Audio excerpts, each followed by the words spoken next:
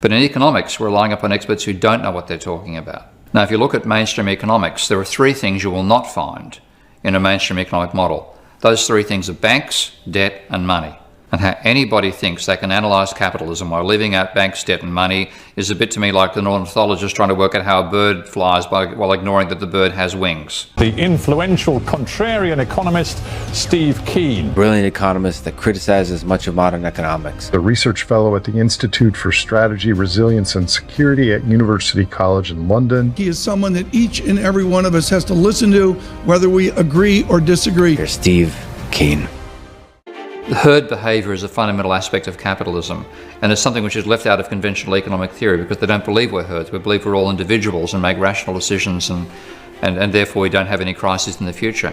The reality is we do have herd behaviour, and people will follow the herd, and for a while when you're following the herd, you can make money when the system is going up. The trouble is any herd crashes over the edge of a cliff at some point, and it's a person who's aware that that's going to happen and doesn't join the herd when it's getting close to the cliff, they're the ones who survive.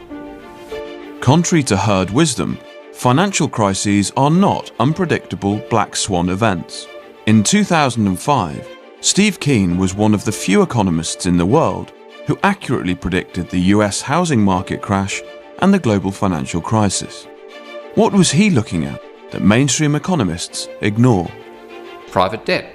Private debt bubble caused the boom beforehand, bursting of that bubble caused the downturn, and that rising level of private debt itself is what caused the increase in stock prices. And the crash in the rate of growth of debt is what's caused the plunge in stock prices. So they think they can create bubbles without using more debt to do it. Well, they can't. So their recipe for getting us out of the crisis is to add to the debt that caused the crisis in the first place. But the great dilemma for this particular delusion is that it's starting from a level of debt which is only slightly down from the levels we reached in 2009-2010, which are the highest in recorded history. Over the last 6 years, global bank credit has increased by 40% to just under $100 trillion. In the developed world, private sector deleveraging has been offset by the largest government stimulus since the Second World War. This one-time event has created a rapid recovery in both corporate profits and asset prices. Yet the experts in economics, asset management and policy celebrate as if the problems that led to the financial crisis have been solved. In fact, 2008 was just the beginning. Humanity has to rely upon experts because experts are necessary in a complex society where the technology is complex, where the problems we face are complex. And it's generally speaking, if you rely upon a doctor to tell you whether you need an operation or not, or an engineer to say whether your walls have got sufficient stress to withstand earthquake shock, you are relying upon experts who know what they're talking about. But in economics, we're relying upon experts who don't know what they're talking about. Now, if you look at mainstream economics, there are three things you will not find in a mainstream economic model. Those three things are banks, debt, and money. And how anybody thinks they can analyse capitalism while leaving out banks, debt and money is a bit to me like the ornithologist trying to work out how a bird flies while ignoring that the bird has wings. Today, there are $223 trillion in financial assets, which is 3 times global GDP.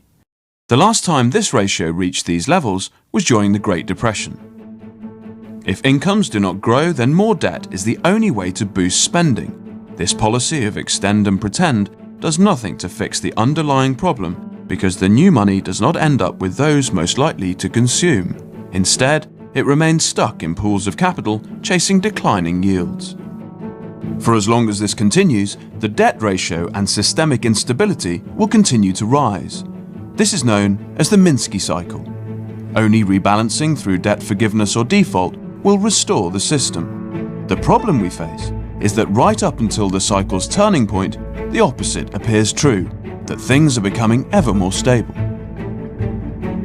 Because people actually want to hear good news about the economy, these people have a Panglossian view of how the economy operates. They're always going to think next year is going to be better than this year. They're always going to tell you that we're not going to have a slump, there's going to be a boom. Always going to see the positives. That Panglossian stuff is what people want to read in the newspapers. Normally we say bad news sells, but the reality is in finance that good news sells. You can't get a bad news story in. Now the trouble is that that combination of vanity of the academics on the one side, so you've got to publish within the conventional box, and the positive sound bites you want to give to the media, because the media wants good news about the economy, leaves out what's happening in the real world. And ultimately the real world takes its revenge on both. The reality is that by saving the patient, we have also saved the disease. Today, the financial sector is even larger and far more concentrated than it was prior to the crisis. Yet investors continue to bet that quantitative easing can eliminate systemic risk, while policymakers hope that austerity measures can and will create growth.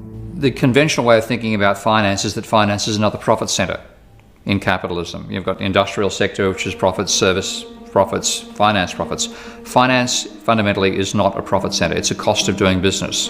And if that cost gets too high, then you actually weaken the remainder of the economy, you don't strengthen it. So what you get is the risk of capitalism is being imposed upon the workers, when the essence of capitalism is to be the capitalists are the risk takers. Now the trouble is capitalists are risk takers, but the financial sector is behaving like a parasite and dumping its failures upon the future incomes and retirements of working Americans. Contrary to popular belief, there are no black swans. There are just people who ignored the lessons of history. Today, the key to survival is studying history and ignoring the herd. While the herd waits for data points, the smart money has resisted, knowing that the only thing data points indicate are the most recent trends. When we do look to history, we see that only those who've maintained their individuality in the face of mania are the ones who stand to make the biggest gains when the herd finally turns. Institutional investors know that the most dangerous thing they can do is lose their customers' money. The seduction of a bubble is that institutional investors believe they can make more money for their customers than everybody else does. And then we get that extrapolated takeoff, which leads to a crash like we saw in 2007, 2008. That's likely to be the indefinite future.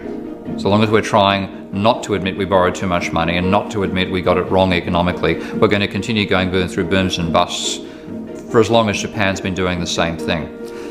So the best thing institutional investors can do in that situation is realize the danger of losing their clients' money and insure themselves against it, to genuinely hedge.